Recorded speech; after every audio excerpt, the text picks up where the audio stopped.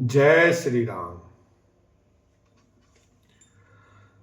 कही ना सकहीं सत सारद से तू वेद बिरंच महेश गणेशु सौ में कहो कवन विधि बरनी भूमि नाग सिर धरई की धरनी। सैकड़ों सरस्वती शेष वेद ब्रह्मा महादेव जी और गणेश जी भी नहीं कह सकते, फिर भला मैं उसे किस प्रकार से बखान कर कहूं। कहीं केंचुआ भी धरती को सिर पर ले सकता है। नृप सब भांति सबहि सन्मानी कही मृदु बचन बोलाई रानी बधुला रखनी पर घर आई राखे नयन पलक की नाई। राजा ने सबका सब प्रकार से सम्मान करके कोमल वचन कहकर रानियों को बुलाया और कहा, बहुएं अभी बच्ची हैं, पराए घर आई हैं, इनको इस तरह से रखना जैसे नेत्रों को पलकें रखती हैं, जैसे पलकें नेत्रों की सब प्रकार से रक्षा करती हैं और उन्हें सुख पहुंचाती हैं, वैसे ही इनको सब सुख पहुंचाना। लड़का श्रमित उनीद बस शयन करावं जाय अस कही गे विश्राम गृह राम चरण चितुलाय लखन सिया राम जय जय राम। लड़के थके हुए नींद के वश हो रहे हैं, इन्हें ले जाकर शयन कराओ। ऐसा कहकर राजा श्री रामचंद्र जी के चरणों में मन लगाकर विश्राम भवन में चले गए। भूप बचन सुनी सहज सुहाए जरत जनक मन पलंग डसाए शोभक सुरभि पय फेन समाना कोमल कलित सुपेती नाना। राजा के स्वभाव से ही सुंदर वचन सुनकर रानियों ने मनियों से जड़े सुवर्ण के पलंग बिछवाए, गद्दों पर गौ के दूध के फैन के समान सुंदर एवं कोमल अनेकों सफेद चादरें बिछाईं। उप बर हन बर भरनी न जाही त्रग सुगंध मन मंदिर माही रतन दीप सुठी चारु चंदोवा कहत न बनई जान जही जोवा। सुंदर तकियों का वर्णन नहीं किया जा सकता। मणियों के मंदिर में फूलों की मालाएं और सुगंध द्रव्य सजे हैं।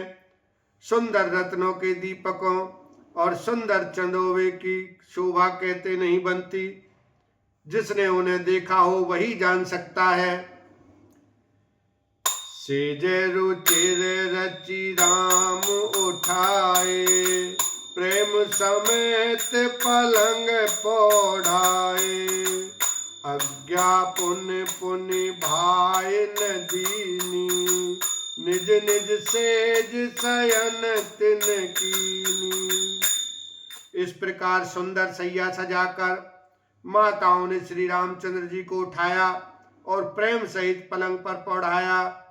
श्री राम जी ने बार बार भाइयों को आज्ञा दी, तब वे भी अपनी अपनी सैयाओं पर सो गए।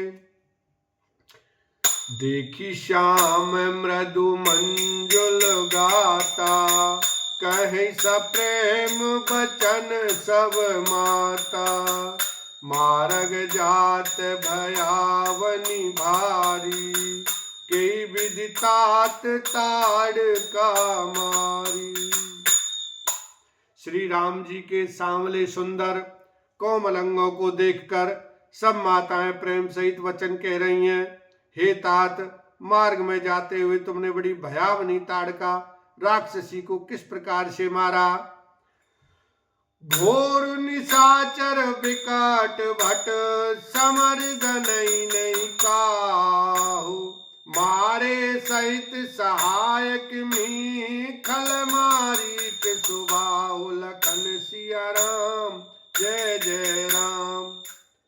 बड़े भयानक राक्षस जो विकट योद्धा थे और जो युद्ध में किसी को कुछ नहीं गिनते थे, उन दुष्ट मारीच और सुबाहु को सहायकों सहित तुमने कैसे मारा? मुनि प्रसाद बलितात तुम्हारी, ईश अनेक करवर कारी। मख रखवारी करी दो भाई, गुरु प्रसाद सब विद्या पाई। हे तात, मैं बलैया लेती हूँ। मुनि की कृपा से ही ईश्वर ने तुम्हारी बहुत सी बलाओं को टाल दिया। दोनों भाइयों ने यज्ञ की रखवाली करके गुरु जी के प्रसाद से सब विद्याएं पाई। मुनि तिय तारी लागत पग धूरी, कीरति रही भुवन भरी पूरी। कमठ पीठी पविकूट कठोरा, नृप समाज महु शिव धनु तोरा। चरणों की धूली लगते ही मुनि पत्नी अहिल्या तर गई। विश्व भर में यह कीर्ति पूर्ण रीति से व्याप्त हो गई। कच्छप की पीठ वज्र और पर्वत से भी कठोर शिव जी के धनुष को राजाओं के समाज में तुमने तोड़ दिया। विश्व विजय जसु जान की पाई, आए भवन ब्याही सब भाई। सकल अमानुष परम तुम्हारे, केवल कौशिक कृपा सुधारे। विश्व विजय के यश और जानकी को पाया और सब भाइयों को ब्याह कर घर आए। तुम्हारे सभी कर्म अमानुषी हैं, मनुष्य की शक्ति के बाहर हैं, जिन्हें केवल विश्वामित्र जी की कृपा ने सुधारा है, संपन्न किया है। आज सुफल जग जन्म हमारा, देखतात विधु बदन तुम्हारा।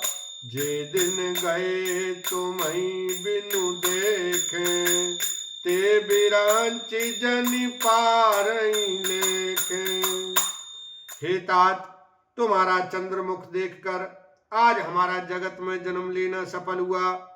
तुमको बिना देखे जो दिन बीते हैं, उनको ब्रह्मा गिनती में ना लावें, हमारी आयु में शामिल ना करें।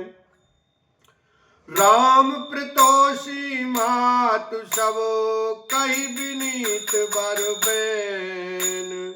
सुमिर शंभु गुरु विप्र पद, किए नींद बस नैन। लखन सिया राम, जय जय राम। विनय भरे उत्तम वचन कहकर श्री रामचंद्र जी ने सब माताओं को संतुष्ट किया। फिर शिव जी गुरु और ब्राह्मणों के चरणों का स्मरण कर नेत्रों को नींद के वश किया, अर्थात वे सो गए, सो रहे।